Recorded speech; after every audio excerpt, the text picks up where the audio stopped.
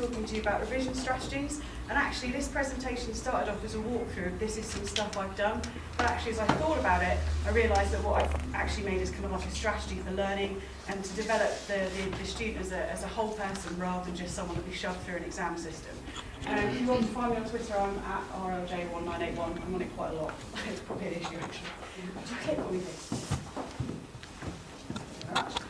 This is a little thing I made. I quite strongly believe ideal teachers are those who use themselves as a bridge over which they invite their students to cross, and having facilitated their crossing, joyfully collapse, encouraging them to create bridges of their own. I'm massively into this idea of creative teaching, and that creative curriculum shouldn't stop at the minute they get to big school. And I think that if you can engage yourself in being creative, you pass that spark of some creativity onto your student, and you send them out into the world a better person for it. So when we're revising, what I really wanted to do is to get the kids to understand the importance of the process. Why is it actually important that they can work an answer out on their own? Why is it important that they're resilient? Why is it important that they have grit and determination, and they can be brave enough to try again? So your January exam result was rubbish. Well, that's okay, because you can try again, not next year. Okay. Let's not dwell on that. But the process was really important. I want them to come on board with me and appreciate the importance of the process.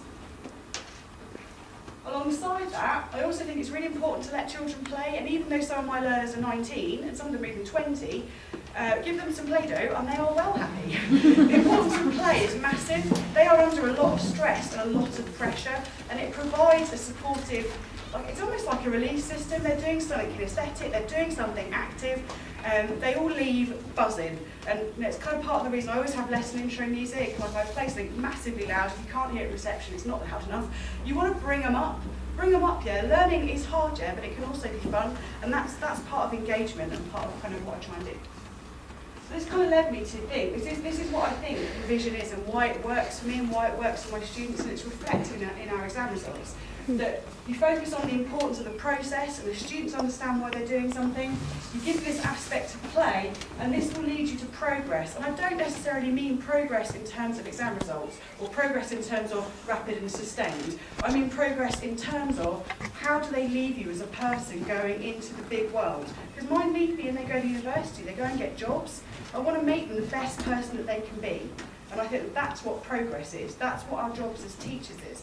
It's not just like about shoving people through exams, and I think I'm really careful about that. So here's some of the things that I did. This is some of my play. So this is my classroom. It basically looks, I get people telling me I'm a frustrated primary school teacher a lot. We built evaluative bridges. So they had to build bridges from one table to the next to represent the evaluative links between sociological theorists. And then they had to get little post-it notes and write what those evaluative links were. Basically what that meant was a really badass essay plan. It was really cool, but they had loads of fun doing it. What they also had to do was work together. They had to support people that were like, what do you mean we're building a bridge? What do we do with the Play-Doh? What's going on? They had to support each other's weaknesses, which was really great for differentiation as well. It brought out some real leadership qualities. It brought out a lot of really nice, friendly peer feedback as well. So it was starting to give them some of these tools that they're going to need as grown-ups. So evaluative bridges was really good. And it made a total mess as well, which is brilliant. Okay? We also have done some collaborative collaging. I can't recommend Wilkinson's enough, for teaching stuff. Little post-it notes. They cut out images of different representations of gender. They put little post-it notes, what do the theories say? But they all crawled around on their hands and knees with different colour felt tip pens. They had a different colour each, so I could tell if they'd done nothing. And they had to write the evaluative links between what the different theories said. Because evaluative links for my subject gets them an A grade, straight out. It's just that easy. So again, working together, but then actually analysing each other's work and making sure the feedback is friendly, specific and helpful. Again, something that kind of helped them as an adult. 3D planning was brilliant. Nick was a legend and found me the net for the box. I think that we spend too much time thinking of questions as being 2D, and that actually they have to think in a very different and unique way to be able to access high-level exam skills. I'm not talking balloons here, I'm just thinking, these high-level skills. So I got them to make little 3D plans.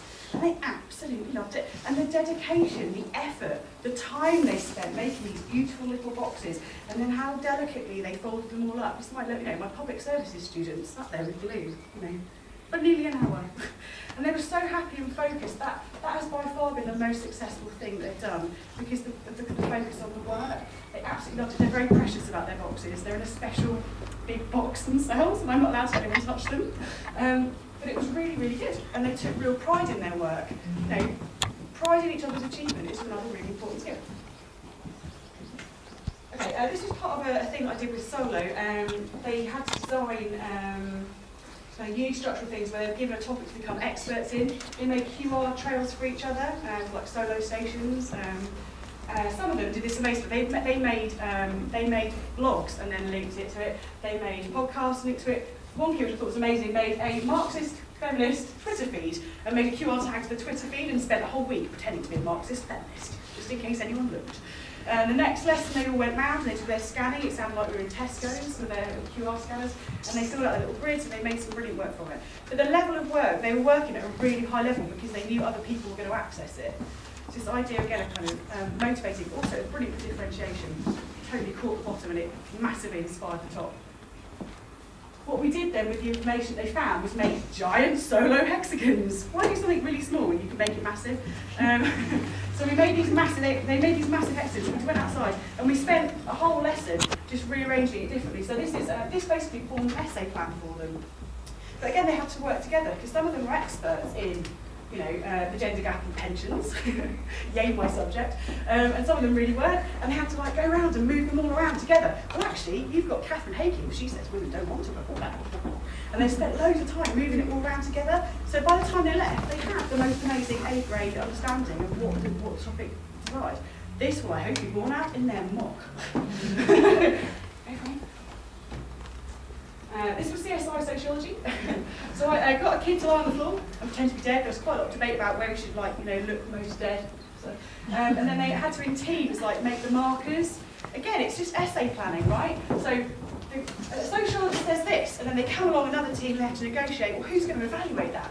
And another sociologist has argued against that. I shall go and don't I? They go, okay. And they write it on the floor and they stick everyone there, and they're actually working together to create high-end work that they wouldn't do just sat on their own. I very much doubt they would do without the standing up and the moving and the talking and the drawing on each other's strengths. And do you like they spelled Sesh wrong? Let's not dwell on that. Okay? And this was also massively fun.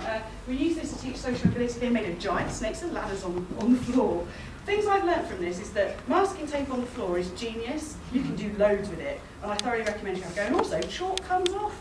But they had to, half the team had to make the board. There were people writing questions, and the questions were on the floor. They made dice. It was working class versus middle class won, and it was a really good exercise in terms of them trying to outwit each other with the questions because they didn't want the other team to win, so it kind of upped the game a little bit. Again, brilliant in collaborative learning. Okay, so this is what I think, right? I think that as an educator for A-level, I'm forcing them through exams. What I actually think we should be doing is thinking about a brain being well-formed rather than well-filled. It's massively important. Am I giving them the skills they're going to need to be able to achieve at university? Am I giving them the skills they're going to need to achieve in life? Can they work with other people? Can they fail at something and know it's all right and try again? Is that what I'm doing? Do they know about the human condition? Do they know that some people have vulnerabilities and how to support those people? They know how to live, they know they've got to pull their weight in group activities and tasks. And the last bit, citizenship, which is really important, sort of particularly citizenship and digital citizenship is massive, and that I need to give them those skills. It's not something that comes as a prerequisite just because they've been through secondary school. So I thoroughly recommend that book. Get bored? Pass it a bit. I hear a lot about creative curriculums. I think it's brilliant. I think it's an Einstein quote. Creativity is contagious, pass it on. There's no limit to what you can do with your learners in your classroom. Don't think, they're humanities kids, so they can't use IT. Yeah, they can. Yeah, they really can. Don't think, my students are 16, they're not going to want to do finger painting. I guarantee they will.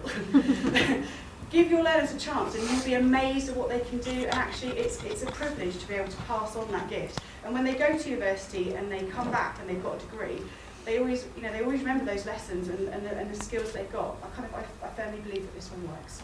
So promise me, try a little bit of creativity. See how it goes. Thank you very much.